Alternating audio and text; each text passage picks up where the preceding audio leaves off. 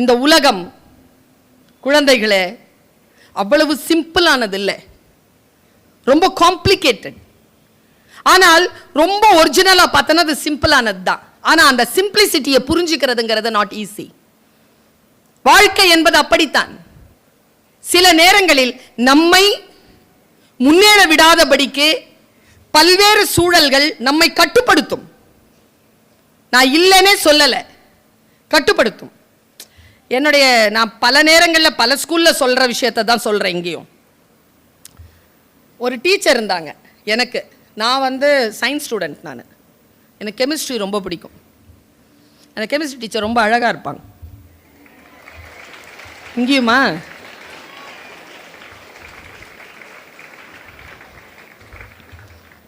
ஆனால் எனக்கு அந்த வயசில் அந்த பெண் ரொம்ப தேவதையாக தெரிவாங்க.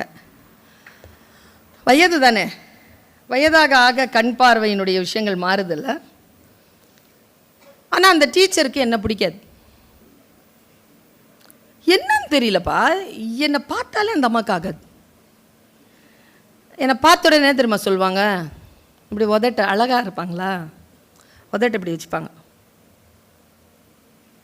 இப்படி முகம் வேறு இப்படி முன்னால் வந்துடும் அவங்களுக்கு. எனக்கு தான் ஒரு மாதிரியாக இருக்குது, அவங்க அவ்வளோ அழகாக இருப்பாங்க, அப்படி பண்ணாலே அவ்வளோ அழகாக இருப்பாங்க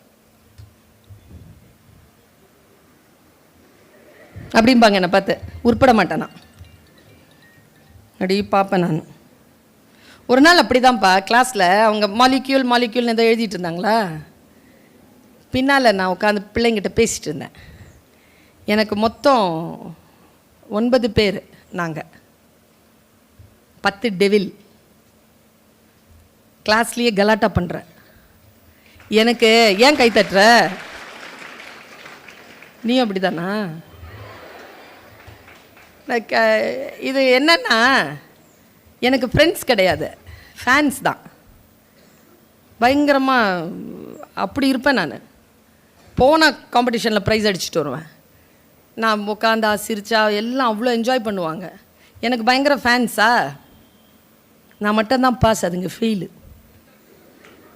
நான் இதை ஏன் தெரியுமா சொல்கிறேன், முடிஞ்சால் ஃபேன்ஸை உருவாக்கிக்கோ, ஃபேன்ஸாக இருக்காத. ஃபேன்ஸாக இருந்தால் ஃபெயில் ஆயிடுவேன், ஃபேன்ஸை உருவாக்கினா பாஸ் ஆயிடுவேன். ஃபேன்ஸை உருவாக்கிக்கோ, யாருக்கும் ஃபேன்ஸாக இருக்காத, யாரையும் பார்த்து வியக்காத, விஷயங்களை புரிஞ்சுக்கோ.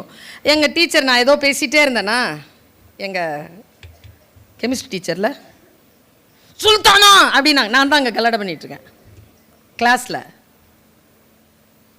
எந்திரிச்சு இப்படி நின்ன, என்ன அதான் கேட்க மாட்டேன், பிழைக்க தெரியும்ல, சும்மா நின்ன. பேசாத அப்படின்னாங்க. மனசு இங்கே வருது, சொல்லு யாரை பார்த்து பேசுறதுக்கே பிறந்தவனா, என்ன பார்த்து பேசாதங்கிற இங்கே இருக்குது, சொல்லலை. நல்லா தெரிஞ்சுக்கோ, பவர்ஃபுல்லான ஆட்களுக்கு முன்னால் திமிராக பேசினான்னு வச்சுக்கோ, ஏன் அது சூசைட் பண்ணிக்கிற மாதிரி. பண்ணவே கூடாது, சைலண்ட்டாக இருக்கிறேன். பேசாத அப்படின்னாங்களா, தெரியலப்பா, ஏதோ அவங்க மேலே ரொம்ப அன்பாயிடுச்சு எனக்கு அந்த டைமில். அந்த வினாடி தான் குழந்தைகளே, எனக்கு முன்னால் எனக்கு அறிவுரை சொல்லுகின்றவர்களை குருவாக இறைவனாக பார்க்கக்கூடிய புத்தி பெரியவர்களுடைய ஆசீர்வாதத்தால் எனக்கு கிடைத்த வினாடி அது. என்னை யாராவது அறிவுரை சொல்றாங்கன்னா அதை விட பெரிய ஒரு வாய்ப்பு இருக்கா? யார் சொல்றாங்க இன்னைக்கு அறிவுரை? யார் சொல்றாங்க? பேசாத அப்படின்னாங்களா, சொல்லிட்டு சொன்னாங்க, எங்க பேசணுமோ அங்க பேசு, எங்க பேசக்கூடாதோ அங்க பேசாத. பாருங்களேன், அங்க பேசுறத நிறுத்தின, இங்க பேசிட்டு இருக்கேன். அவ்வளவுதான். அந்த டீச்சர் சொல்ல வந்தது அங்கதான். எங்க பேசணுமோ அங்க பேசு, எங்க பேசக்கூடாதோ அங்க பேசாத. ஆனா அந்த டீச்சர் எப்ப பார்த்தாலும் என்னை பார்த்தா ஒரு விஷயம் சொல்லிட்டே இருப்பாங்க, ஹோப்லெஸ், சான்ஸே கிடையாது, நீலாம் உருப்படவே மாட்டேன்பாங்க. இப்படி சொல்ற டீச்சரை எப்படிங்க ஜெயிக்கிறது? என்ன செஞ்சேன்னு தெரியுமா? அவங்க ரிட்டையர் ஆகிறதுக்குள்ள அந்த ஸ்கூலுக்கு சீஃப் கெஸ்டாக போயிட்டு வந்துட்டேன்.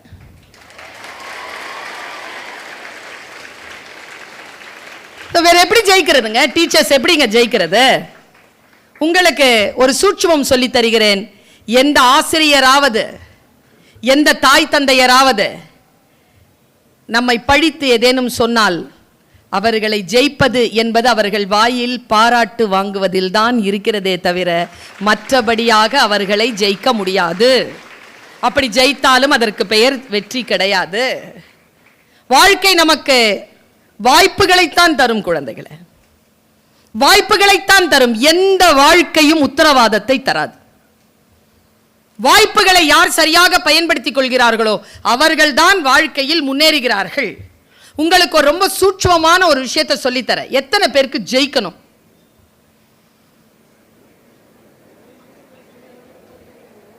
யார?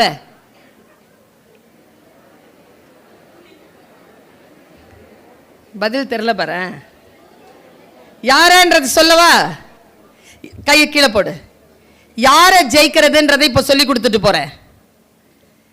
இப்போ இங்க ஃபர்ஸ்ட் மார்க் வாங்குறவங்க யாரு?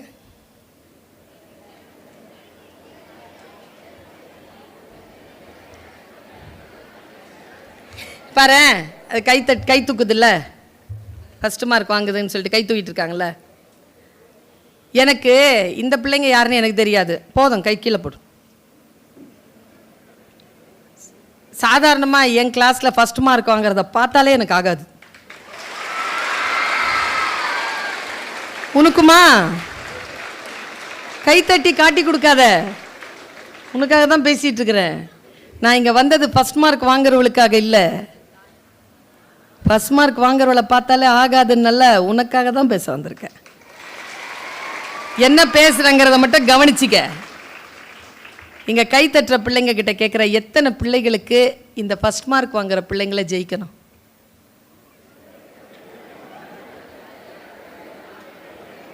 ஓகேவா? சரி, ஆர் யூ வித் மீ? நான் பேசுறது எல்லாரும் கேக்குதா? சூப்பர். இப்போ சொல்லி தரேன், இந்த 98 99 மார்க் வாங்குற பிள்ளைகளை எப்படி ஜெயிக்கிறதுன்னு சொல்லி தரவா? நிமிர்ந்து உட்கார். சார், சேர்மன் சாருக்கு சொல்றேன், தமிழ்நாடு முழுக்க பேச போகிறேன். ஒரு சில இடங்களில் தான் எனக்கு இந்த ரிசல்ட் கிடைக்கும். மற்ற இடங்கள்லாம் 40, 50, 60, 70, 80% வரைக்கும் தான் நிமிர்ந்து உட்காரும். சக்தியில 100க்கு 100 நிமிர்ந்து உட்கார்ந்துருக்கு.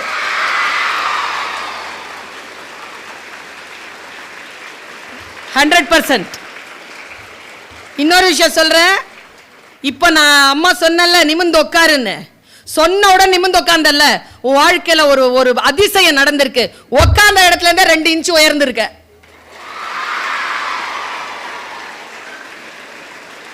அப்படி நிமிர்ந்த பாரு. உன்னை யாராலும் வீழ்த்த முடியாது என்பதனை மட்டும் நீ உறுதியுடன் நினை, உறுதியுடன் நம்பு. உன்னை யாராலும் வீழ்த்த முடியாது. இப்போ நான் நீ ஜெயிப்பதற்கான வழியை சொல்லி கொடுத்துட்டு போறேன். எப்படி ஜெயிக்கிறதுன்னு பாரு. கிளாஸ் டெஸ்ட் வைப்பாங்களா இவங்க? டெய்லி வைக்கிறாங்களா? வச்சுக்கிட்டோம், ஒன்றும் பிரச்சனை இல்லை. நல்லா தெரிஞ்சுக்கோ, இந்த பிறந்த நாள், தீபாவளி, பொங்கல், ரம்ஜான், கிறிஸ்மஸ்லாம் நம்ம யாருன்னு இந்த உலகத்துக்கு காட்ட போகிறது இல்லை. நம்ம எழுதுகிற எக்ஸாம் தான் இந்த உலகத்துக்கு யார் நம்ம காட்ட போகுது. அதனால் உன்னை எக்ஸாமினேஷன்லாம் பார்த்து பயப்படாத. நான் எப்படி ஜெயிக்கிறது மட்டும் சொல்கிறேன். இந்த டீச்சர்ஸ்க்கு சொல்கிற, ரொம்ப அநியாயம் பண்ணுறீங்க மேடம். ஒரு அளவே கிடையாது. வெள்ளிக்கிழமை டெஸ்ட் இருக்குமா? சாட்டர்டே சண்டே லீவ் இருக்குமா? அது கூட லீவ் இல்லையாப்பா? சரி, சண்டே லீவ் இருக்குமா? அப்போ கூட லீவு கிடையாதா? சரி, என்ன பண்ணுறது? எனக்கு ஒரு விஷயம் புரிய மாட்டேங்குது சார். சில இடங்களுக்கு நான் சீஃப் கெஸ்ட்டாக போனால் 100% அட்டெண்டன்ஸ் அப்படின்னு சொல்லிட்டு ஒரு சர்டிஃபிகேட் கொடுப்பாங்க. அந்த சர்டிஃபிகேட்டை மட்டும் நான் கொடுக்கவே மாட்டேன். ஏன் தெரியுமா? 100 நாளாக ஸ்கூலுக்கு வந்து என்ன பண்ண போகிற? ஒரு காது குத்துக்கு போகிறதில்ல, ஒரு கல்யாணத்துக்கு போகிறதில்ல, ஒரு சாவுக்கு போகிறதில்ல, ஒரு திருவிழாவுக்கு போகிறதில்ல, உடம்பு சரியில்லை நான் பார்த்துக்கிறதில்ல, அம்மா அப்பாவோட இருக்கிறதில்ல. 100 நாளாக ஸ்கூலுக்கு வந்து நில்லு. நான் என்ன சொல்கிறேன், 95 நாள் வா. 5 நாள் பர்சனலான குடும்ப கலாச்சார நாட்டினுடைய பண்பாட்டு விஷயங்களுக்காக உன்னுடைய 5 நாட்களை செலவழி, தவறே கிடையாது. அதுவும் நீ யார் என்று இந்த உலகத்திற்கு காட்டு. சரியா? பலியாக முடியாதுப்பா, சொல்றேன் பாரு. இப்போ இந்த டீச்சர்ஸ் இருக்காங்கல்ல, இந்த எனக்கு ரொம்ப சந்தோஷமான நாள் எது தெரியுமா வாரத்திலேயே? நோ, திங்கக்கிழமை. திங்கக்கிழமை அன்னைக்கு ஒரு அந்த பேர் எவ்வளோ அழகாக வச்சிருக்காங்களே, திங்கிற கிழமைன்னு. அதில் நீ இப்படி யோசிச்சதே இல்லையா? நான் என்ன பண்ணுவேன், அன்றைக்கி காலையில் ஸ்கூலுக்கு வருவேனா, அப்போ மட்டும் தெரியல அந்த டீச்சருக்கு நல்லா காட்டன் புடவெல்லாம் நல்லா கட்டிட்டு கையில் அந்த பேப்பர் எடுத்துக்குவாங்க. எது வெள்ளிக்கிழமை எழுதுனேன். நம்மளோட தானே அவங்களும் காலேஜுக்கு வராங்க, ஸ்கூலுக்கு வராங்க. இப்போ பாருப்பா, சில நம்மளை உளியில் அடிக்கிறாங்களா, நமக்கு வலிக்குது. ஆனால் அந்த உளியை பற்றி யோசிச்சு பாரு, அது இந்த முனையிலையும் அடி வாங்குது, இந்த முனையிலையும் அடி வாங்குது. டீச்சர்ஸ்லாம் உளி மாதிரி. அதுங்களுக்கு 2 இடத்துல இந்த ப்ரெஷர் தெரியுமா? 2 இடத்துல இந்த ப்ரெஷர். அதுக்கு இந்த மேனேஜ்மெண்ட்டு கவர்மெண்ட் கிட்ட இருந்தோம் ப்ரெஷரு, இந்த பெற்றோர்கள் கிட்ட இருந்தோம் ப்ரெஷரு, அப்புறமா ஸ்டூடெண்ட்ஸ் கிட்ட இருந்தோம் ப்ரெஷர். ஆனால் அழகாக வருவாங்க காலையில் காட்டணும், டக் டக் டக். கிளாஸ்க்குள்ளே உள்ள நுழைஞ்சு குட் மார்னிங் சில்ட்ரன் சொல்லிட்டு உட்காருவாங்களா? நல்ல டீச்சராக இருந்தால் மாலதி, சுரேஷ்குமார், காயத்ரி அப்படின்னு சொல்லிட்டு பேப்பரை கொடுப்பாங்க. என்ன மாதிரி நல்ல டீச்சராக இருந்தால் சுரேஷ்குமார் 45, மாலதி 62, காயத்ரி அப்படின்னு சொல்லிட்டு மார்க் சொல்லி கொடுப்பாங்க. இதில் இப்போ நான் சொல்ல வர விஷயம் ரொம்ப மெயின். இப்போது நான் இந்த டீச்சர், இந்த அம்மா சொல்லி கொடுக்கறது இந்த 98 வாங்குறத ஜெயிக்கிறதுக்கு. நான் ஒரு ஸ்கூலுக்கு வந்துட்டு போனேன்னு வச்சுக்கோயேன், பாஸ் பர்சன்டேஜ் அண்ட் ப்ரோக்ரஸ் இருக்குல்ல, அதனுடைய பர்சன்டேஜ் ஹையாக இருக்கும். ஏன்னா அந்த சந்தேகத்தை நிவர்த்தி பண்ணிட்டு போகிறேன். நான் எப்படி முன்னேறினோ அப்படி என் பிள்ளைகள், என் தமிழகத்து பிள்ளைகள் முன்னேற வேண்டும் என்பதற்காக இதை சொல்லிக் கொண்டிருக்கிறேன். இந்தியாவிலேயே மிகச்சிறந்த மாணவ கண்மணிகளாக நீங்கள் வர வேண்டும் என்பதற்காக சொல்லிக் கொண்டிருக்கிறேன். உங்களை பார்த்து இந்த உலகம் அறிவில் சிறந்த பிள்ளைகள் படிக்கின்ற நாடு தமிழ்நாடு என்று சொல்ல வேண்டும். அதனால் தான் பாரதி சொன்னா, கல்வி சிறந்த தமிழ்நாடு. இல்ல, தமிழ்நாட்டுக்கு என்ன வேணாலும் சொல்லியிருக்கலாம்ல, கல்வி சிறந்த தமிழ்நாடுனால. இப்போ பார், அந்த தமிழ்நாட்டில் கல்வி எப்படி சிறக்கணும் அப்படிங்கிறத சொல்கிறேன். டீச்சர் சொல்வாங்களா, அதில் ஒன்று இருக்கும், கரெக்டாக 98 வாங்கும். அது என் கிளாஸில் அப்படி தான் மேடம், 98 வாங்குச்சு ஒன்று. எப்போவும் 98 வாங்கிடும், 99 வாங்க, 98 வாங்க. ஆனால் ஒரு நாளும் அந்த 98ஓட அது வீட்டுக்கு போவாது. அந்த பேப்பரை எடுத்துகிட்டு என்கிட்ட வரும், மிஸ் இந்த 7 மார்க் கொஸ்டின்க்கு நீங்கள் 5 மார்க்ஸ் போட்டிருக்கீங்க மேம், இதில் எந்த தப்பும் இல்லை மேம், நீயே போட்டுக்கோ. நான் தப்பு இல்லைன்னு தெரியுதுல்ல உனக்கு, போட்டுக்கோ. தப்பு இருக்குன்றதுனால தானே நான் 2 மார்க் குறைச்சிருக்கிறேன். இந்த 2 மார்க் அதுக்கு விட முடியாது. அதால இன்னொன்று இருக்குது, அது மொத்தமாகவே 2 தான் வாங்கியிருக்கோம். அதுக்கு கவலையே இருக்காது. என் கிளாஸில் 98 அழுவுது. என்ன அப்பா திட்டுவார், எங்கே 2 மார்க்குன்னு சொல்லிட்டு கேட்டு, நல்லா தான் படித்தேன். இதில் சி லூசி ஏன் அழுவுற? அப்பா கேட்பாரு 2 மார்க் என்கிட்ட இருக்குன்னு சொல்லு. இதுகிட்ட 2 இருக்குல்ல, அது சொல்லணுமா போய்? 2 மார்க் வாங்கிட்டு சிரிக்கக்கூடாதுன்னு இதுக்கு தெரில, 98 வாங்கிட்டு அழக்கூடாதுன்னு அதுக்கு தெரில. சிஸ்டம் அப்படி இருக்கு. எப்படி கலைச்சி விடுறேன் பார், எப்படி மாற்றி விடுறேன் பார். நீ என்ன பண்ண, இந்த 98 ஜெயிக்கணும்ல, ஸ்டிஃபாக கை உயர்த்து. எத்தனை பேர் 98 ஜெயிக்கணும்னு நினைக்கிறீங்க? நிஜம் நிஜம். Run with me. இப்போ சொல்றேன் எப்படி ஜெயிக்கிறேன் சார். கை கீழே போடு. இப்போ சொல்றேன் எப்படி ஜெயிக்கணும்னு. என்ன பண்ண, இந்த 98 அந்த 98 பார்க்குது என்ன, இதுக்கு தான் கூப்பிட்டு வந்தியா இந்த அம்மாவை? நாங்கள் நல்லா தானே நிம்மதியாக தானே படிச்சுட்டு இருந்தோம். நீ என்ன பண்ண, 98 பாரு நல்லா, சரியா பார்த்து வச்சுக்கோ. 98 மட்டும் பார்க்காத, அந்த 98ன்னு ஒரு பேரில் எழுதியிருக்கோம்ல. ஐயோ இந்த டீச்சர்ஸ் அப்போ மட்டும் அவங்க கையெழுத்துக்கு எங்கே தான் அந்த அழகு வருமோ.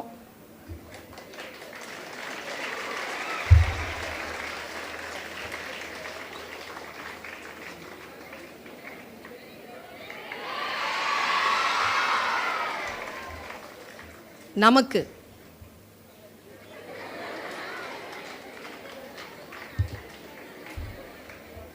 நீ என்ன பண்ண, அந்த பேப்பரை பார்த்து வச்சுக்கோ. ஜெயிக்கிற வழி சொல்கிறேன். பேப்பரை பார்த்து வச்சுக்கோ. உன் பேப்பரை பார், எவ்வளோ வாங்கியிருப்ப? சும்மா சொல்ல. 40? இவ்வளோ நிறைய வாங்கிறியா? 32,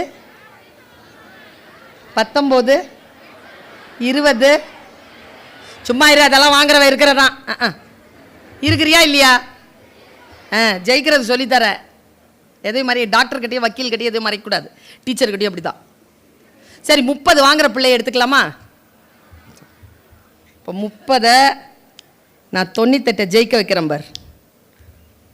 ஏன் 20 ஜெயிக்க வைக்கிறேன் பார். ஒரு பிள்ளை கூட தோக்கக்கூடாது, ஒரு பிள்ளை கூட ஃபெயில் ஆகக்கூடாது. எப்படி? இந்த ஸ்ட்ராட்டஜி மட்டும் பிடிச்சிக்கோ, தோக்க மாட்டேன். நான் அப்படி பிடிச்சு தான் ஜெயிச்சேன். இன்னைக்கு நான் பல்கலைக்கழகத்திற்கு கீழே இணை பேராசிரியராக பணிபுரிகிறேன். Doctorate in literature, university rank holder நான். இந்த ஸ்ட்ராட்டஜி தான். என்ன ஸ்ட்ராட்டஜின்னு மட்டும் சொல்றேன் பார். 30 என்ன பண்ண, வீட்டுக்கு போ, உன் பேப்பரை பாரு, கொஸ்டினை பாரு. கொஸ்டினுக்கு என்ன என்ன எங்கே உனக்கு தெரியலன்னு பாரு, எந்த விஷயத்தில் நீ தப்பு பண்ணன்னு பாரு. ஈஸியான வேயை கொஞ்சம் படி. 2 மார்க் அதிகமாக வாங்க அடுத்த டெஸ்ட்டில். எங்கேயோ தப்பு பண்ணலை, அதை ஒன்லி 2 ட்ரை. அதான் டெய்லி தான் வைக்கிறாங்களே டெஸ்ட்டு. 2 மார்க்ஸ் 30ங்கிறது 32 போ.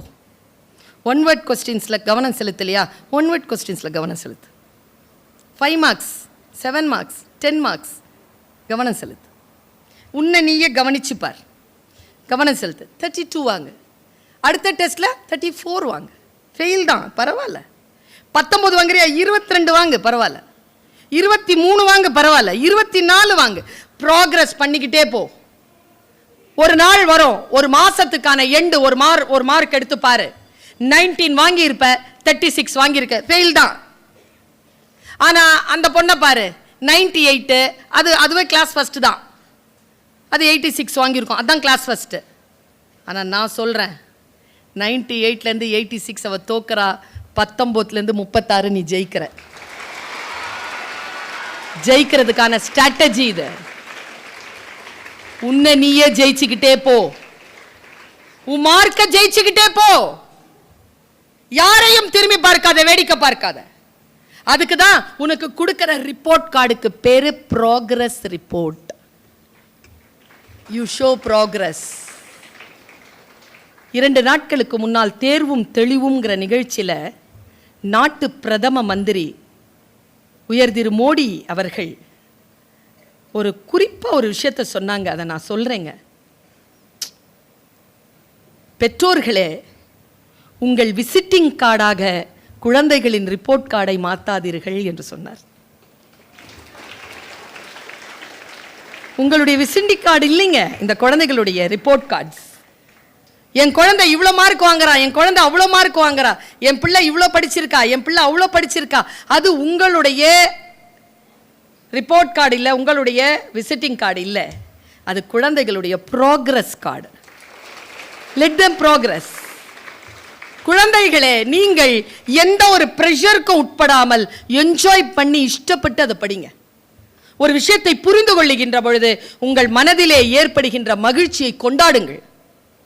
ஒரு கான்செப்ட் இருக்கா, அந்த கான்செப்டை புரிஞ்சுக்கிட்டியா, கொண்டாடு, அடுத்தவர்களோடு பகிர்ந்து கொள். ரொம்ப குறிப்பா ஒரு விஷயத்தை சொல்றேன், யாரோட இந்த வகுப்பு முடிகிற வரைக்கும் யாரோட நட்பா இரு தெரியுமா? உன் எனர்ஜியை குறைக்காத, உன்னை என்டர்டெயின்மெண்ட்ல ஈடுபடுத்தாத, உன்னுடைய நேரத்தை குழப்பாத மனிதர்களோடு, ஸ்டூடெண்ட்ஸோட கூட இரு.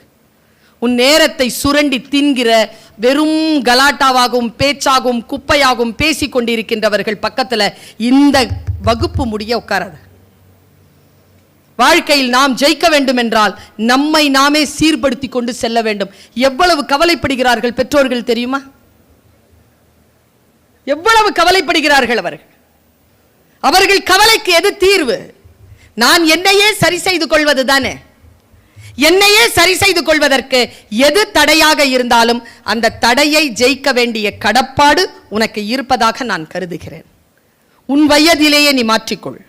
நான் ரொம்ப சூட்சமமான ஒரு விஷயத்தை உங்களுக்கு சொல்லி கொடுத்துட்டு போறேன். உன்னை நீயே கவனி, உன்னை நீயே நீட்டா வச்சுக்கோ. டெய்லி குளிச்சுட்டு ஸ்கூலுக்கு வா. டெய்லி உன்னுடைய பேக்கை வந்து நீட் பண்ணு. உன்னுடைய பெட்டை நீ நீட் பண்ணு. நீ போயிட்டு வந்திருக்கிற பாத்ரூமை நீ நீட் பண்ணு. உன்னுடைய பிளேட்டை நீ கழுவி வை. உன்னை நீயே செல்ஃப் டிசிப்ளினா பார்த்துக்கிட்டனா உன்னை ஜெயிப்பதற்கு இனி ஒருவனும் இந்த உலகத்தில் பிறக்க போவதே கிடையாது. உன்னை நீயே ஜெயித்து கொண்டு போக வேண்டும் என்றால் நான் செய்த சில விஷயங்களை நீயும் செய்ய வேண்டும் என்று நான் சொல்லுகிறேன். இந்த வயதில் குழந்தைகளை நான் 31 நாடுகளுக்கு மேல் பயணம் செய்திருக்கிறேன். ஒரு டிக்கெட்டையும் என் சொந்த செலவில் வாங்கினது கிடையாது. இப்போ வந்துட்டு போகிறதுக்கான செலவும் உங்கள் சேர்மன் தான் கொடுக்குறார். கற்றோருக்கு தெரிது இல்லை, சொல்ல நல்லா தெரிது. ஆனால் அந்த வார்த்தைகள் தருகின்ற பொருள் இருக்குல்ல, அது ஆன்மாவில் போய் தைக்கணுமே. கற்றோருக்கு சென்ற ஒரு பொண்ணு ஃபர்ஸ்ட் மார்க் வாங்குறான்னா, ஒரு பொண்ணு ஃபெயில் ஆகிறானா, 2 பேருக்கும் ஒரே கிளாஸ் தானே, 2 பேருக்கும் ஒரே டீச்சர் தானே, 2 பேருக்கும் ஒரே டைம் தானே, 2 பேருக்கும் ஒரே ஃபீஸ் தானே. என்ன பிரச்சனை? எங்கே இருக்கிறது பிழை? அந்த பிழையிலிருந்து நாம் எப்படி நம்மை தயார் செய்து கொள்ள வேண்டும்? நான் இப்படி சொல்றேன் பாரு, உனக்கு ஒரு ஸ்ட்ராட்டஜி சொல்லித்தரேன். சமீபத்தில் சில வார்த்தைகளின் மீது எனக்கு கவனம், தொடர்ந்து சில வார்த்தைகள் சொல்லப்பட்டுக்கிட்டே இருக்கு. ஆனால் அதுக்கு எந்த அர்த்தமும் கிடையாது, ஆனால் சொல்லப்படுது. அப்படி ஒரு மிருகம் நம்ம வீட்டுக்குள்ளே வந்துடக்கூடாதுன்னு சொல்லிட்டு ஒரு மிருகத்தை சொல்லுவாங்க. அது வந்தால் வீடு உருப்படாது. ஆமை. அது என்ன சொல்லுவாங்க மேடம்? ஆமை புகுந்த வீடும் அமீனா புகுந்த வீடும். நான் ஆமை எப்பாவது நம்ம வீட்டுக்கு வந்திருக்கா மேடம்? அது நம்ம குடும்பத்தை கெடுத்துருக்குதா? ஏன் சொல்லிக்கிட்டே இருக்கோம்? அதை என்ன காரணம்? எனக்கு வேற இந்த அமீனா புகுந்த வீடுனோட திக்குன்னு சின்னடா, அது நம்ம வீட்டு புள்ள பேராக இருக்குது, அது யார் வீட்டை போய் குழப்புச்சின்னு பார்த்தா அது ஏதோ அரசாங்கத்திலேருந்து வந்த என்க்ரோச்மெண்ட்டு விளக்கிறதுக்கான அந்த ஆளுக்கு பேர் அமீனாவான். அதை ரிக்வெஸ்ட் பண்ணி பேரை மாற்றணும்னு சொல்லணும். சில வார்த்தைகளுக்கு அர்த்தமே கிடையாது குழந்தைகள். ஆமை புகுந்த வீடு உருப்படாதுன்னு சொல்றாங்கல்ல, நீ கொஞ்சம் போய் இன்னைக்கு ஆமைகளை பற்றி கொஞ்சம் யோசிச்சுப்பார். நமக்கு வந்து ஆமைங்கிறது தர்த்தரத்திற்கான குறியீடா எப்போ மாறுச்சு? யார் மாத்தனா? அதை அதனுடைய எனர்ஜி லெவல் என்னது? நான் ஹாங்காங் போயிருக்கும்பொழுது பக்கத்தில் தான் மக்காவ், சீன நாடு. அது என்கிட்ட ஷெங்கான் விசா இருந்தது. நான் உள்ளே போனேன். உள்ளே போய் பார்க்குறேன், ஒவ்வொரு வீடுகளுக்கு கிட்டையும் நம்ம அகல் விளக்கு வைப்போம்ல, அப்படி ஆமை என்னுடைய பொம்மை வச்சுருக்காங்க. அவங்க ஆமையை வந்து செல்வ செழிப்பான ப்ராஸ்பரஸ்க்கான ஒரு விஷயமா வைக்கிறாங்க சீன நாட்டில். இப்போ என் வீட்டில் அது வந்து இப்படி தான் சொல்லுவாங்க தெரியுமா? இப்போ கிறிஸ்துவர்கள் வந்து பாம்பை சாத்தான்பாங்க, இந்துக்கள். நான் ஒன்று சொல்கிறேன், பாம்பு சாத்தான்னு கிறிஸ்துவர்கள் சொல்கிறதும் பாம்பை சாமின்னு இந்துக்கள் சொல்கிறதும் பாம்புக்கு தெரியுமா? உனக்கு எப்படி தெரியாது? தெரியுமா தெரியாதான்னு டக்குன்னு பதில் சொல்லவே கூடாது, கவனிச்சுக்கணும். உன் வேலை லேர்னிங் தான், ஜஸ்ட் லேர்ன். அந்த ஆமை விஷயம் சொல்கிறதுக்கு முன்னால் ஒரு விஷயம் சொல்கிறேன். நீ எவ்வளோ அலர்ட்டாக இருக்கிறன்றதை பார்க்குறதுக்கு சொல்கிறேன். 50 பேர் ஓடிட்டு இருக்கிறீங்க ஒரு ஓட்டப்பந்தயத்தில், சரியா? நீயும் ஓடுறதில்ல, மேரத்தான் ஓடிக்கிட்டே இருக்கிற நீ 2வது ஆளை தாண்டிட்ட. இப்போ உன் பொசிஷன் என்ன? ஃபஸ்ட்டுன்னு சொன்னதெல்லாம் ஃபெயிலு. 2வது ஆளை தானே தாண்டி இருக்கிற. உனக்கு முன்னால் ஒருத்தன் ஓடிட்டு இருக்கான்ல, யோசிக்கிறதே இல்லை. சரி, இன்னொரு கேள்வி கேட்குற, நிமிர்ந்து உட்காரு. இன்னொரு கேள்வி கேட்குறேன். 50 பேர் ஓடிட்டு இருக்கிறீங்க, கடைசி ஆளை தாண்டிட்ட, இப்போ உன் பொசிஷன் என்ன?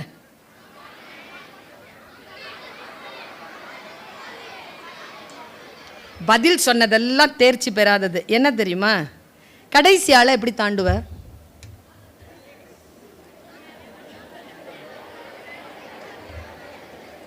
இங்க பாரு, கேள்வி இப்படி தான் வரும். நிதானமா இருந்தா பதில் சொல்லலாம், பதறிட்டனா பதில் சொல்ல முடியாது. 4வது மாடிக்கு கூட்டிட்டு போய் குஞ்சன் சக்சேனாவை சொன்னாங்க, the first lady of air force. 4வது மாடிக்கு போய் சொன்னாங்க குதின்னு. அதான் அவளுடைய இன்டர்வியூ. எல்லாரும் குவிட் பண்ணிட்டாங்க. குஞ்சன் சக்சேனா என்ன தெரியும் பண்ணா, 4வது மாடியில் நிக்கிறா, ஜம்ப் அப்படின்னாங்க. டர்ன் பண்ணி உள்ள ஜம்ப் பண்ணிட்டா, ஜெயிச்சிட்டா. Listen, learn, listen, learn, observe, learn, listen, learn. அதுக்கு தான் இந்த வயது. எதையுமே கற்றுக்கொள். ஒரு ஒரு ஒரு ஃபோர்ஸான ஒரு ஆளா கத்துக்கோ. நான் சொல்ற பாரு, இப்போ ஒரு ஆமை, நான் உடனே போய் அதனுடைய யூடியூப்ல போய் அதை பற்றி யோசித்தேன். நான் 4 விஷயம் சொல்கிறேன் பாரு ஆமை பற்றி. You will be so happy to know about it. இந்த உலகத்தில் இருக்கிற ஜீவராசிகள்லேயே, உலகத்தில் இருக்கிற ஜீவராசிகளிலேயே அதிக வாழ்நாட்கள் வாழக்கூடிய ஒரே ஜீவராசி ஆமை. அதனுடைய வயசு சொன்னேன்னு வச்சுக்கோங்க, மினிமம் 300 to 500 to 800. எத்தனை ஜெனரேஷன்ங்க பார்க்கும். நம்ம தாத்தாவை பார்த்துருக்கோம், அதுக்கு அப்பனை பார்த்துருக்கோம், அவங்க அப்பாவை பார்த்துருக்கோம், அதுக்கு முப்பாட்டனை பார்த்துருக்கோம். 800 வருஷமாங்க. இன்னொரு விஷயம் சொன்னா நீ ரொம்ப ஆச்சரியப்பட்டு போவ. கடல் வாழ் உயிரினங்களிலேயே அதிக கிலோமீட்டர் பயணம் செய்யக்கூடிய ஒரே மிருகம் ஆமை. திமிங்கலத்தை விடவும். அது எப்படின்னா, சொன்ன ஆச்சரியப்படுவ. என்ன செய்யுமா, மூட்டை இருக்குல்ல, அது மேலே உனக்கு புக்கு மூட்டை இருக்குது, நீ ஆமைதான். நீயும் அதிக வாழ்நாள் வாழப்போகின்ற ஆமை, நீயும் அதிக நாட்கள் பயணம் செய்ய போகின்ற ஆமை. நான் ஆசீர்வதிக்கிறேன். இதுல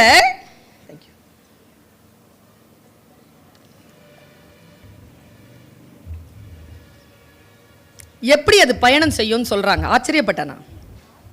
அதுக்கு ரொம்ப அதிகமான வெயிட் இருக்குமா, அது என்ன செய்யுமா, ரொம்ப ஆச்சரியமான செய்தி சொல்கிறேன் குழந்தைகளை. ஜெயிக்கிறவங்களுக்கு தோக்குறவங்கள இருக்க வித்தியாசம் குழந்தைகளை. இதெல்லாம் நீ ஜெயிக்கணும்னு முடிவு செஞ்சுட்டேன்னு வச்சுக்கோ, ஸ்டே அலர்ட்.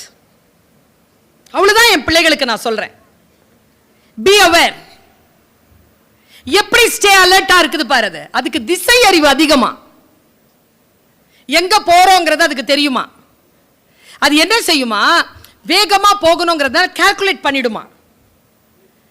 நீந்தாதான் கடலுக்குள்ள நீரோட்டங்கள் போகும். நீ ஃபைண்டிங் நீமோ படம் பார்த்தனா உனக்கு தெரியும். உள்ள நீரோட்டங்கள் போமா, அந்த நீரோட்டத்தில் போய் தன்னை இணைச்சிக்குமா. வேகமா போகிற அந்த ஆமையை விட அதிதீவிரமாக போகின்ற அந்த நதியினுடைய ஓட்டத்தில் தன்னை இணைத்துக் கொள்ளுமாம் ஆமை. மற்றவங்க எல்லாம் பின் தள்ளி அது பாட்டுக்கு நீந்தி முன்னால போய்கிட்டே இருக்குமா. உனக்கிட்ட சொல்லட்டுமா, நீ சேர்ந்திருக்கக்கூடிய நீரோட்டம் தான் இந்த பள்ளிக்கூடம். சேர்ந்து பயணம் பண்ணிக்கோ, ஜெயிச்சு வந்துரு. எவ்வளோ வேகமாக பயணம் பண்ண முடியுமோ அவ்வளோ வேகமாக பயணம் பண்ணு. கரிக்குலமை பயன்படுத்திக்கோ. இன்னொரு விஷயம், இந்த நீரோட்டம் வந்து வடக்கால போகுதுன்னு வச்சுக்கோயேன், அதுக்கு தெற்கு பக்கம் போனோன்னா நீரோட்டத்துலேருந்து வெளில வந்துருமா. நீரோட்டம் போகிற பக்கத்தில் போகாது. அதுதான் உனக்கு சொல்ல விரும்புகிற செய்தி. லெஃப்ட் சைடில் போகணும் அப்படின்னு சொல்லி அது தெற்கு பக்கம் போகணும்னு அது முடிவு பண்ணிருச்சுன்னா தெற்கு பக்கத்தில் வரக்கூடிய நீரோட்டத்திற்காக காத்திருக்குமா, அங்கே போய் ஜாயின் பண்ணிக்குமா. அது 300 வருஷம் 400 வருஷம் முட்டையிடுதுன்னா அந்த 400 வருஷமும் எந்த இடத்துல முட்டையிடுமோ உலகத்தில் எங்கே கடலில் சுற்றினாலும் முட்டையிடுறதுக்கு மட்டும் அங்கே வந்துருமா. என்ன திசை அறிவுங்க அதுக்கு.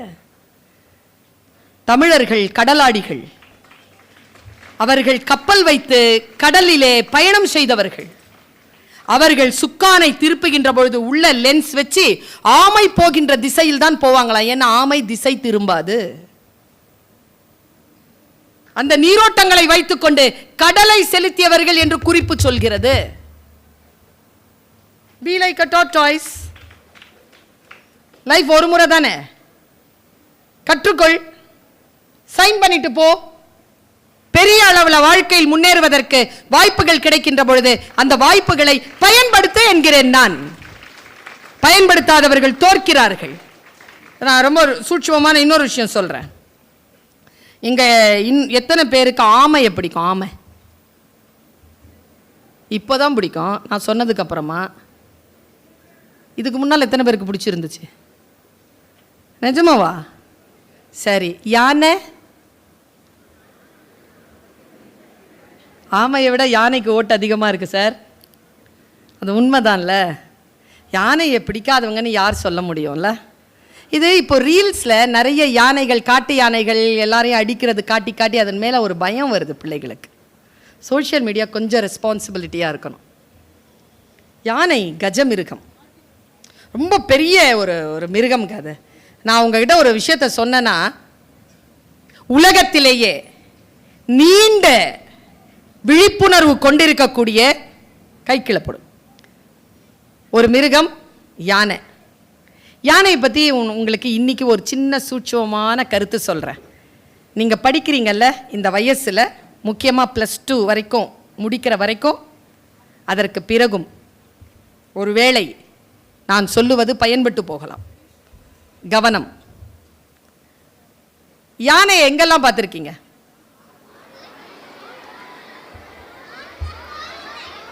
கோயிலில் பார்த்துருக்கோம்ல. நானும் பார்த்தேன். கோயிலில் யானை என்ன பண்ணுது? ஆசீர்வாதம் பண்ணுதா? எப்போ ஆசீர்வாதம் பண்ணோம்? அப்படி சொல்லு. காசு கொடுத்தா? ஒரு நாள் நான் மதுரைக்கு போயிருந்தேன்னா, வெளியில் உட்காந்துட்டு இருந்தேன். அந்த யானை இருந்துச்சு. எனக்கு யானை ரொம்ப பிடிக்கும். என் கையில் 40 ரூபாய் இருந்துச்சு. நான் என்ன பண்ணேன், 20 ரூபாய்க்கு போய் வாழைப்பழம் வாங்கினேன். சத்தியமாக நடந்ததா? எத்தனை பேர் என்ன கற்றுக்குறீங்கிறத பார்க்குறேன். 20 ரூபாய்க்கு வாழைப்பழம் வாங்கினேன். வாழைப்பழம் வாங்கிட்டு போய் யானைக்கு கொடுத்தேன். யானை என்ன செய்யும்? ஆசீர்வாதம் பண்ணுமா? பண்ணலை. இப்படி நிற்கிறேன், பண்ணலை. என் பக்கத்தில் இத்தினூண்டு வாண்டு ஒருத்தன் வந்தான். 1 ரூபா கொண்டு வந்தான். 1 ரூபா கொடுத்த உடனே என்ன பண்ணுச்சு? நியாயமா? நியாயமா சொல்லு. நியாயம் இல்லை. ஆனால் அந்த நியாயம் இல்லாதது யானைக்கு தெரில. எனக்கு கோவம். நான் மறுபடியும் போனேன், 20 ரூபாய்க்கு பழம் வாங்கினேன். ப்ளீஸ், நான் உனக்கு காசு போடுற அளவுக்கு பணக்காரி இல்லை. யானைக்கு போட முடியுமா காசு? 1 ரூபா கொடுக்க முடியுமா யானைக்கு? அதை யானை இப்படி கை நீட்டி இப்படி கை நீட்டுதுங்க நமக்கு முன்னால். யானை கை நீட்டலாமா? நீட்ட விடலாமா? எனக்கு உடன்பாடு. சாப்பாடு வாங்கி சாப்பிடலாம், அது நம்ம கடமை. காசு கேட்கறது அவ்வளோதான், சொல்லிட்டல்ல. ஆனால் உங்ககிட்ட சொல்கிறேன், யார் வாய் திறந்து பேசுனீங்களோ இங்கே வச்சுக்கோ. சொல்லிடாத. சொல்லக்கூடிய பவர் வரும் ஒரு நாள், அப்போ சொல்லு. இப்போ சொன்னால் அது பழி. காலம் வரும்போது சொன்னால் அது பெருமை. வார்த்தைகளை பிடிச்சி வச்சுக்கோ, தப்புன்னு சொல்லிடாத. சரியா? அவர்கள் தான் ஜெயிப்பார்கள். எனக்கு ரொம்ப மன வருத்தம். 40 ரூபாவும் தீந்து போச்சு பா அப்படின்னு சொல்லிட்டு வந்து உக்காந்துட்டேன். உள்ள பார்த்தா முக்குருணி விநாயகர் இருந்தார். கோயிலுக்குள்ள போயிருக்கீங்களா? மதுரை கோயிலுக்குள்ள அதுவும் யானை தானே விநாயகர். எல்லாரும் ஒரு 10 பேர் நின்னுட்டு இப்படி நிக்கிறாங்க. ஒரு யானை நமக்கு முன்னால இப்படி நிக்குது, உள்ள இருக்கிற யானைக்கு முன்னால மற்றவங்க இப்படி நிக்கிறாங்க. What is the difference? இது கோயில் யானை, அது விநாயக யானை. நாயகன்னா என்ன அர்த்தம் தெரியுமா? தனக்கு ஒரு தலைவன் இல்லாதவன் அர்த்தம், மாஸ்டர்னு அர்த்தம். அப்படின்னா ஜெயிக்க முடியாதவன் அர்த்தம். சரியா?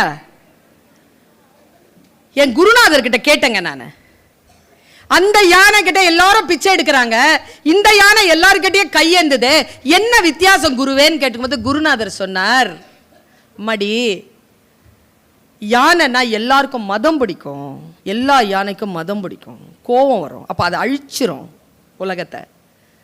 எந்த யானையும் கோபப்படாம தன்னைத்தானே அடக்கி கொள்ள வேண்டும் அப்படின்னு சொன்னா அது முடியாது. அதுக்கு ஒரு அங்குசம்னு ஒன்று வச்சிருப்பாங்க.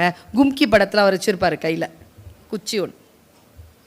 அத தன்னுடைய பலவீனம், மதம் என்பது யானையின் பலவீனம். கோயில் யானை தன் பலவீனத்தை அடக்கக்கூடிய ஆயுதத்தை பாகன் கிட்ட கொடுத்து வச்சிருக்கு.